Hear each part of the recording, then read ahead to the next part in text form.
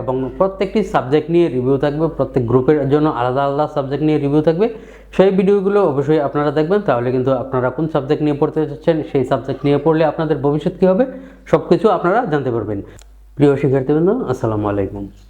আপনারা যারা 2026 সালে অনার্সে ভর্তি হওয়ার জন্য ভর্তি পরীক্ষার আবেদন করেছেন, তো তারা অনেকেই জানতে চেয়েছেন যে আপনাদের অ্যাডমিট কার্ডটি কবে নাগাদ শু করা হবে অথবা অ্যাডমিট কার্ডটি কবে নাগাদ পাবলিশ করা হবে। আর তাছাড়া আপনাদের পরীক্ষা সংক্রান্ত আরও অনেক কিছু তথ্য জানতে চেয়েছেন, এই ভিডিওতে বিস্তারিত আলোচনা করব। তার আগে আপনারা যদি আমার চ্যানেলে নতুন হয়ে থাকেন তাহলে অবশ্যই চ্যানেলটিকে সাবস্ক্রাইব করে পাশে থাকবেন এবং পেজটি ফলো দিয়ে রাখবেন। শিক্ষা সংক্রান্ত সকল গুরুত্বপূর্ণ তথ্য সবার আগে আমরাই প্রকাশ করে থাকি। শিক্ষা সংক্রান্ত যে কোনো তথ্য জানতে আমাদেরকে কমেন্ট করতে পারেন অথবা আমাদেরকে ইনবক্সে নক করতে পারেন। তো আসি, আপনাদের অ্যাডমিট কার্ডটি কবে নাগাদ পাবলিশ করা হবে। আপনাদের অ্যাডমিট কার্ডটি পাবলিশ করা হবে রমজানের পরপর, এবং অ্যাডমিট কার্ডটি পাবলিশ করার পরপরই আপনাদের পরীক্ষার তারিখ জানিয়ে দেওয়া হবে এবং আপনারা কোন কলেজে পড়েছেন, অর্থাৎ আপনাদের পরীক্ষার সিটটি কোথায় পড়েছে সেই বিষয়টি জানিয়ে দেওয়া হবে।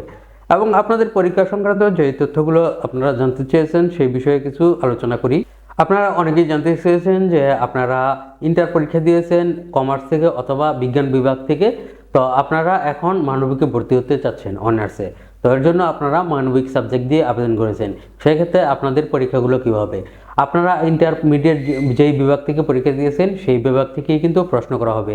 আপনাদের 200 মার্কের পরীক্ষা হবে, 100 মার্কের হবে পরীক্ষা, আর 100 মার্ক থাকবে হচ্ছে আপনাদের এসএসসি এবং এইচএসসির যে রেজাল্ট আছে সেই রেজাল্টের উপর ভিত্তি করে আরও 100 মার্কের একটি নাম্বার থাকবে।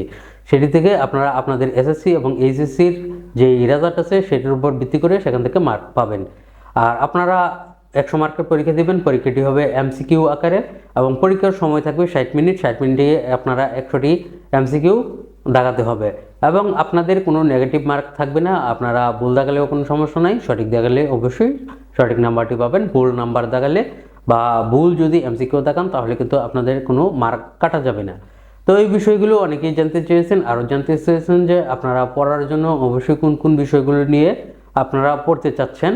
তো এই বিষয়গুলো নিয়ে যদি আমরা বিস্তারিত আলোচনা করি তাহলে কিন্তু এই ভিডিওটি আরও অনেক বেশি লম্বা হয়ে যাবে। তো এই ভিডিওটি বেশি লম্বা না করার জন্য আমরা মোটামুটি ছোট্ট আকারে অনেক কিছুই জানিয়ে দিলাম।